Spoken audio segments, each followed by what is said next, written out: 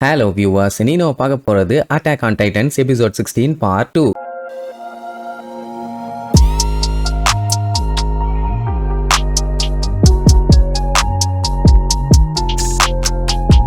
Open பண்ணா commander Erwin ஒரு பயங்கரமான ஸ்பீச் கொடுத்துட்டு இருந்தாரு. அதை இன்னுமே முடிக்கல. நம்ம எல்லாருமே ஷிகன்ஷினாவோட பேஸ்மெண்ட்டுக்கு போக போறோம். அதுக்கு வால்மரியாவை கண்டிப்பா இவங்க கண்ட்ரோலுக்கு கொண்டு வந்தே ஆகணும். இதுல எந்த ஒரு மாற்றமுமே இல்ல. ஆனா பிரச்சனை என்னன்னா, இப்போ அந்த ட்ரோஸ்ட் கேட்டை சீல் பண்ணியாச்சு. அதனால அந்த வழியா போக முடியாது. அதனால சுத்தி கரணசிங்கிற ஈஸ்ட் சைடுல இருக்க வழியில போகணும். அந்த சைடு அப்படி ஒரு ரூட்டை போட இவங்களுக்கு 4 வருஷம் ஆச்சு. ஆனா அந்த 4 வருஷத்துல ஏகப்பட்ட ஆர்மி வேஸ்ட் ஆச்சு. சொல்ல போனா கிட்டத்தட்ட 60% சர்வே காப்ஸ் செத்து போனாங்க 4 வருஷத்துல. இப்போ ட்ரைனிஸ் எல்லாம் வந்து ஜாயின் பண்ண போறாங்கல்ல, டெஃபினட்டா வாளுக்கு அந்த பக்கம் போயிட்டா அதுல மினிமம் 30% ஆச்சு அவங்க கண்டிப்பா ரிட்டர்ன் வர மாட்டாங்க. 4 வருஷம் எல்லாம் போச்சுன்னா டெஃபினட்டா அத்தனை பேரும் செத்துருவீங்க. அப்படியும் நீங்க அந்த 4 வருஷம் தாங்க பிடிச்சிட்டீங்கன்னா டெஃபினட்டா நீங்க தான் ஒரு சுப்பீரியரான சோல்ஜர், அதுவும் ஹை சர்வைவல் ரேட்ல உள்ளவங்கன்னு அர்த்தம். உயிருக்கு ஆபத்து இருக்குன்னு தெரிஞ்சும் இங்க இருக்கீங்க அப்படின்னா தாராளமா இருங்க. அப்படி இல்லைன்னா அப்படியே ஓடிரு. உங்ககிட்டயே நீங்க கேள்வி கேளுங்க, இந்த ஹியூமனிட்டியை காப்பாத்துறதுக்கு உங்க உயிரை தர தயாரா இருக்கீங்களா அப்படின்ட்டு ஒரு கத்து கத்துவான். நிறைய பேருக்கு அங்க அள்ளு விடும். பின்ன வாண்டடா வந்து சாவுடானா எவன் வருவான்? ஜாயின் பண்றவங்களை தவிர மத்தவங்க எல்லாம் கிளம்புங்கன்னு வேற சொல்லுவானா? அப்போ ஒருத்தன் வந்து, கமாண்டர் நீங்க இப்படி பேசுனீங்கன்னா எல்லாம் பயந்துருவாங்க. சொல்ல போனா தைரியமானவன் கூட இங்க இருந்து போயிருவான். அப்படித்தான் நீங்க பேசிருக்கீங்கப்பா. ஆனா அவன் அதெல்லாம் கண்டுக்கவே இல்லை. அந்த டைம் அங்க இருக்கவங்க எல்லாம் யோசிக்கவே இல்லை. ஓடா நீயும்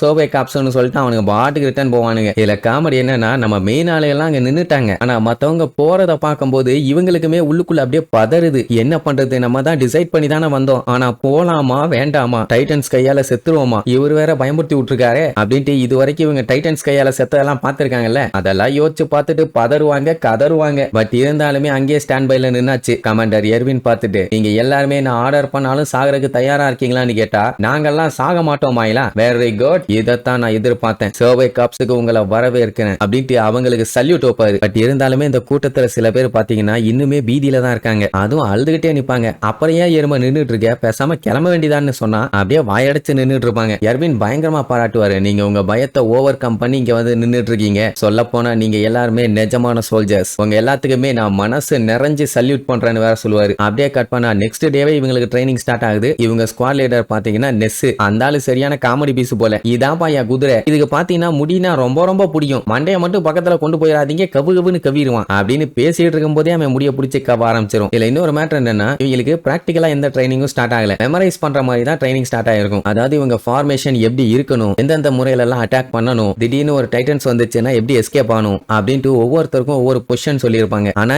எரனோட பொசிஷன் மட்டும் எங்கேயுமே இருந்த மாதிரி இல்ல. அது எல்லாத்தையும் ஒண்ணு விடாம நோட்ஸ் எடுத்துக்குவாங்கன்னு வைங்களேன். அதே நேரம் எரன் இருக்கானே ஒரு டீம், அவங்களுமே அந்த பிளானை பத்தி தான் டிஸ்கஸ் பண்ணிட்டு இருப்பாங்க. அந்த ஃபார்மேஷன்ல இவங்க பாத்தீங்கன்னா ரொம்ப பின்னாடி, அதுவும் சப்ளை கார்ட்ஸை விட இவங்க தான் ரொம்ப ப்ரொடெக்டடா வேற இருப்பாங்க. இந்த டைம் அவங்க கோலே ஜஸ்ட் வெளியில போயிட்டு ரிட்டர்ன் உயிரோட வரணும், அவ்வளவுதான். எக்ஸ்பெக்டேஷன் சின்னதான், ஆனா பஞ்சாயத்து எந்த லெவலுக்கு வரும்னு தெரியல. இது இவன் ஷிகன்ஷினாக்கு போனுங்கிறதுக்காக ஒரு சின்ன பிராக்டிஸ் ரன் தான். எரனுக்கு இன்னுமே அந்த பவரை எதுக்காக யூஸ் பண்ணணும்னு கூட தெரியல. அப்போ கூட இருக்கவன், கமாண்டர் கேட்ட கொஸ்டின் உனக்கு புரிஞ்சுதான்னு கேட்பான். யோசிச்சு பார்த்துட்டு எனக்கு புரியல, உங்களுக்கு புரிஞ்சுதான்னு கேட்பான். அவங்களுக்குமே புரியல. மேபி இந்த மிஷனுக்கு இன்னொரு கோல் கூட இருக்கலாம். ஒருவேளை இந்த விஷயம் சோல்ஜர்ஸ்க்கு தெரியக்கூடாதுன்னு கூட அவர் மறைச்சு வச்சிருந்திருக்கலாம்ல. நம்மளுக்கு கொடுத்த வேலை என்னமோ அதை பண்ணுவோம், போறோம் ரிட்டர்ன் வர்றோம், அவ்வளவுதான். கமாண்டர் மேல நம்பிக்கை வை, இன்னைக்கு ட்ரைனிங் அவ்வளவுதான் சொல்லிட்டு கிளம்பிடுவாங்க. அப்படியே கட் பண்ணா எரன் வழக்கம் போல அவன் வேலையெல்லாம் பார்த்துட்டு அப்படியே ஓரமா வந்து நின்றுட்டு இருக்கும்போது கரெக்டா நம்ம அர்மீனும் மிக்காசாவும் போயிட்டு இருப்பாங்க.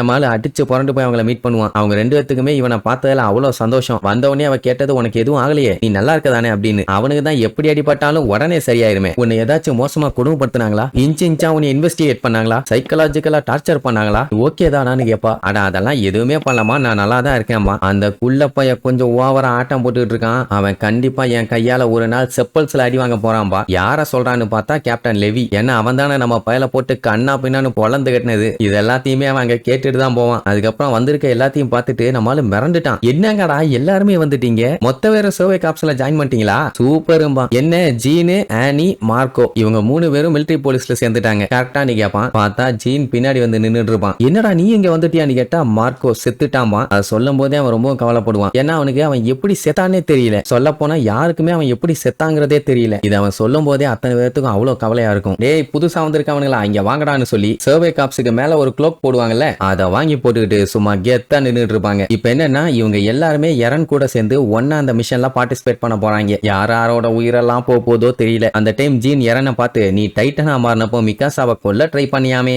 அதுக்கு என்ன அர்த்தம்னு கோவத்துல கேட்பான். மிகாசா வழக்கம் போல எரனுக்காண்டி முட்டு கொடுப்பான். நான் உன்கிட்ட கேட்கல அப்படிங்கும் போது நோட் பண்ணுவான். அவ சீக்ல ஒரு காயம் இருக்கும். அது எப்ப ஆச்சு என்னன்னு கேட்டா சோகமாவாளா. அந்த டைம் எரனும் சோகமாயி, ஆமா நான் டைட்டனா மாறினப்போ மிகாசாவை கொல்ல ட்ரை பண்ண, சொல்ல போனா அந்த விஷயம் அவனுக்கே தெரியல. அப்படின்னா நீ டைட்டனா மாறினா உன் கண்ட்ரோல் உன் கையிலேயே இல்ல, உண்மைதானு கேட்டா ஆமாம்பானா. நல்லா கேட்டுக்கிட்டீங்களா, இதுதான் இப்ப நம்ம சிச்சுவேஷன். வெளியில போய் டைட்டன்ஸ் வந்து நம்மள பொழக்கணும்னு அவசியமே இல்ல, இவனே பொழந்துருவான் போல. இதுல வேற மனுஷங்களையும் நம்மளையும் காப்பாத்துறது இவன் கையில தான் இருக்குது. எரன் மட்டும் எதையுமே ரியலைஸ் பண்ணாம இருந்தான்னா நம்மளுமே மார்க்கோ மாதிரி காணா போனமாக வேண்டியதான் அப்படின்னு சொன்ன உடனே மிகாசாக்கு கடுப்பாயிரும். ஆமா இப்ப தேவையில்லாம எதுக்கு எரனை நோண்டிட்டு இருக்க, லூசு மாதிரி பண்ணிட்டு இருக்காதன்னு திட்டுவாளா. நல்லா கேட்டுக்க மிகாசா, எல்லாருமே உன்ன மாதிரி இருக்க மாட்டாங்க. நீ எரனுக்காக சாவ, ஆனா நாங்க எதுக்கு சாகணும், அதுவும் எந்த ஒரு ரிட்டர்னுமே இல்லாம. முதல்ல நாங்க எதுக்காக சாகணும், எதனால சாகணும்னு தெரியணும். அதனால எங்களுக்கு அவங்கிட்ட இருந்து ஏதாச்சும் ரிட்டர்ன் வேணும். அவன் ஆஃபர் பண்றது இவங்க லைஃபுக்கு ஒர்த்தா இருக்கணும் அப்படின்னு சொல்லிட்டு எரனு, நான் ஒன்னத்தான் நம்பிக்கிட்டு இருக்கேன், எதையும் சொதப்பிராதன்னு வெறியோட சொல்லுவான். அதுலயே புரிஞ்சு போச்சு எந்த அளவுக்கு இவனுங்க மேல நம்பிக்கை வச்சிருக்கானுங்கன்னு. சோ இப்படி பேச்சுவார்த்தை ட்ரைனிங்னு எல்லாமே முடிஞ்சதுக்கு அப்புறம் கிளம்புறதுக்கு தயாராயிட்டாங்க. அதாவது இவங்க போகணும்னு சொன்ன மிஷனுக்கு கிளம்புறதுக்கு முன்னாடி, டைட்டன்ஸ் எல்லாத்தையுமே நாங்க விரட்டா போறோம், இன்னும் 30 செகண்ட்ல கேட் ஓபன் ஆகும், போன வேகத்துல எல்லா டைட்டன்ஸையும் பொழந்துறணும் அப்படின்ட்டு எல்லாம் வெறி கொண்டு நின்னுட்டு இருப்பாங்க. அந்த டைம் நம்ம எரனு லைட்டா சைடுல திரும்பி பார்ப்பான். பார்த்தா 2 குழந்தைங்க,